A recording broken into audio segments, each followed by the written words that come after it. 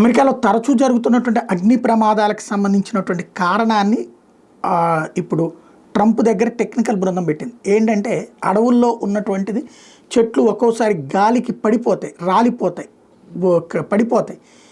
ఆ కొమ్మలు కావచ్చు, డైరెక్ట్ చెట్లే పడిపోతుంటాయి. అలాంటి వాటిని తీయట్లేదు, అక్కడే ఉంచేస్తున్నారు. అది అడవి అట్లాగే ఉండాలన్నటువంటి. అవి తర్వాత ఎండిపోతున్నాయి. బాగా ఎండిపోయాక ఒకదానికొకటి రాపిడితో తగలబడతాయి. ఆ మంటలు మిగతా వాటిని కూడా వ్యాపిస్తుంటాయి.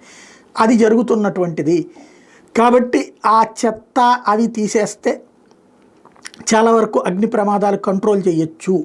మామూలుగా ఇక ప్రకృతి వైపరీత్యం సందర్భంగా వచ్చేదానికంటే ఇది ఈ తప్పిదం వల్ల జరుగుతుందని తేల్చేటప్పటికి యుఎస్ ఫారెస్ట్ సర్వీస్ ఇచ్చిన నివేదిక మీదన ఎగ్జిక్యూటివ్ ఆర్డర్ ఇచ్చాడు ట్రంప్, అవన్నిటిని కూడా తీయమని. దీంతో ఇప్పుడు ఏకంగా కంపెనీలు ఆ చెట్లన్నీ నరక్కుండా పడి ఉన్న చెట్లను తీసుకురావడానికి బిగిన్ చేస్తే 2200 ఎకరాలు ఏదైతే నార్త్ కరోలినా, వెస్ట్రన్ నార్త్ కరోలినాలో ఫారెస్ట్లో ఉన్న వాటిని బయటికి తీసుకొచ్చేటటువంటి ప్రయత్నం చేస్తున్నారు.